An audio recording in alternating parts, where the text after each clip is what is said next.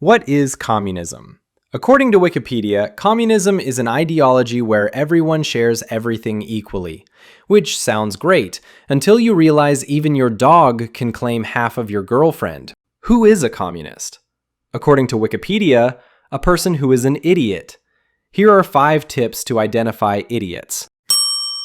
If you come over to your friend's house and expect some superhero or anime posters, but instead you see these pictures hanging around next to his $1,000 iPhone, $2,000 MacBook, and a $10,000 statue of Stalin, then your friend is probably a communist. Most of the time it is this black and white picture. For the audience who bunked their history classes, this is Che Guevara. He was one of the popular guys from the Beatles.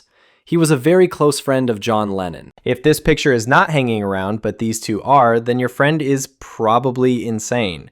He is probably mentally ill too. I suggest you perform your duty as a friend and send him to a therapist. There is a saying, if you are not a communist before you are 30, you don't have a heart. And if you remain communist after 30, then you don't have a brain. General rule of thumb, if you know a person who is under 30, there is a 50% chance that person is a communist. Chances of being a communist becomes even higher if they are dumb, and vice versa also works. Think about it. At that age, you don't own land, you don't own a house, you probably don't have a girlfriend, and your biggest financial asset is probably your water bottle collection. Of course you're going to hate capitalism. Chances are even higher if they study in these places. And if you are a Gen Z, chances go up to 95%, simply because you guys are lazy and dumb. Guess which profession earns more, a taxi driver or a doctor? Unless you are a complete dumbass, you have probably guessed the doctor. But as the saying goes, dumbass is actually a genius who fails to give his full context. In this case, dumbass is correct because he is from Cuba. In Cuba, a taxi driver can earn twice or thrice compared to a doctor who can literally do your ball surgery. Let me explain. For a long time, Cubans weren't even legally allowed to run private businesses or own taxis. Then in the 1990s, when the Soviet Union collapsed, the government had no choice but to allow self-employment in some areas like private taxis. So after the Cuban government allowed people to own their own taxis, they started to earn more because they get to keep all the earnings from the tourists. But doctors, on the other hand, was still directly employed by the government on a fixed salary and not allowed to open their own practice. So taxi drivers ended up making more money in a single day compared to a doctor's whole month's salary. So if you happen to meet a taxi driver from Cuba, he is definitely a communist.